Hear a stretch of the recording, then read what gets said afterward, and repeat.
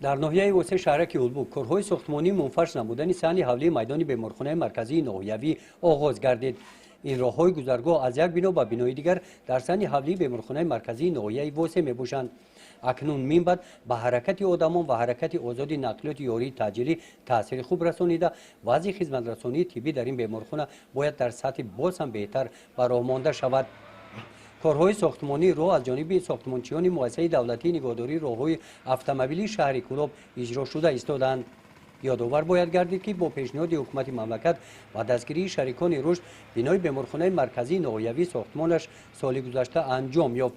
با سازی راههای گذرگاه داخلی بیمارخانه ادامه کارهای ساختمانی است. امروز 1800 متر کوادراتی گرد اطراف بیمارخانه اسفالتش کرده شده است. از طرف اداره راهسازی شهر کلوب کار با صفت اعلی رفته شده است. ما حرکت میکنیم که در روزهای نزدیک کار با صفت اعلی کنیم.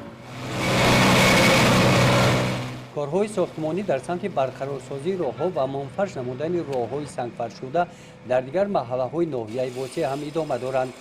با مبلغ گذاری از بودجه محلی کارمندان مؤسسه دولتی تعمیر و نگهداری راههای اتومبیلی در ناحیه وسه منطقه‌های قطعه‌های راههای سنگفرش شده را در کوچه به نام اسماعیل سامانی منفرش نمودند. در نظر است که با پیدا شدن امکانیت‌های مساعد و جلب شخصان سخاوت‌پیشه در دایره کارهای بنیادکاری بخشیده به افتخار جشن 35 سالگی استقلالیت دولتی جمهوری تاجیکستان راه کوچه به نام رستم خاللی را از نو می‌سازند. گزارش خواجه نظریف خدای نظر ظهروف از ناحیه واسه برای برنامه اطلاعاتی نوید.